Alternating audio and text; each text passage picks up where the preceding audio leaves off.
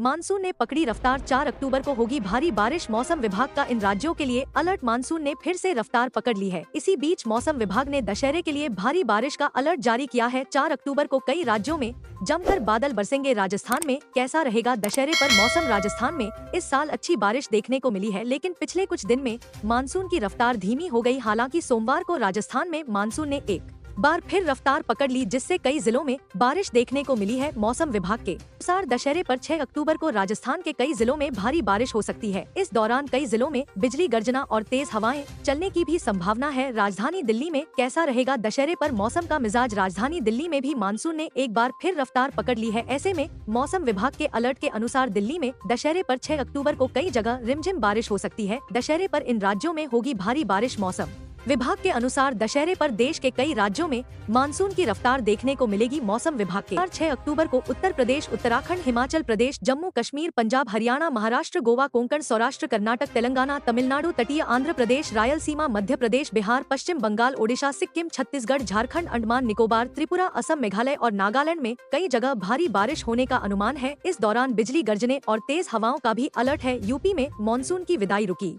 मौसम विभाग ने बारिश को लेकर बड़ा अपडेट दिया। भारतीय मौसम विभाग के लखनऊ केंद्र ने उत्तर प्रदेश के मौसम महत्वपूर्ण जानकारी दी है। मौसम विभाग के अनुसार भले ही मानसून पश्चिमी यूपी से धीरे धीरे हटने लगा है, लेकिन बंगाल की खाड़ी में बने सिस्टम की वजह से मानसून की आधिकारिक विदाई फिलहाल रुक गई है। भारतीय मौसम विभाग के लखनऊ केंद्र ने उत्तर प्रदेश के मौसम को लेकर महत्वपूर्ण जानकारी दी है। मौसम विभाग के अनुसार भले ही मानसून पश्चिमी यूपी से धीरे धीरे हटने लगा है, लेकिन बंगाल की खाड़ी में बने सिस्टम की वजह से मानसून की आधिकारिक विदाई फिलहाल रुक गई है। सामान्य से थोड़ा अधिक रहेगा तापमान। मौसम विभाग ने बताया है कि अक्टूबर में प्रदेश का न्यूनतम तापमान सामान्य से थोड़ा अधिक रहेगा। इसका मतलब है कि लोगों को सुबह और रात की ठंड अब कम महसूस होगी। सामान्य तौर पर अक्टूबर में रात और सुबह ठंडी होती है, लेकिन इस बार ऐसा नहीं होगा। 24 सितंबर से पश्चिमी उत्तर प्रदेश में शुरू मानसून की वापसी 6 अक्टूबर से पश्चिमी उत्तर प्रदेश में शुरू हुई थी। इसके बाद बंगाल की खाड़ी में कम दबाव के क्षेत्र के बनने से पूर्वी यूपी में अक्टूबर के पहले सप्ताह में बारिश की संभावना बनी हुई है। यही कारण है कि मानसून की पूरी विदाई अभी नहीं हो पाई है। प्रदेश के अधिकतर हिस्सों में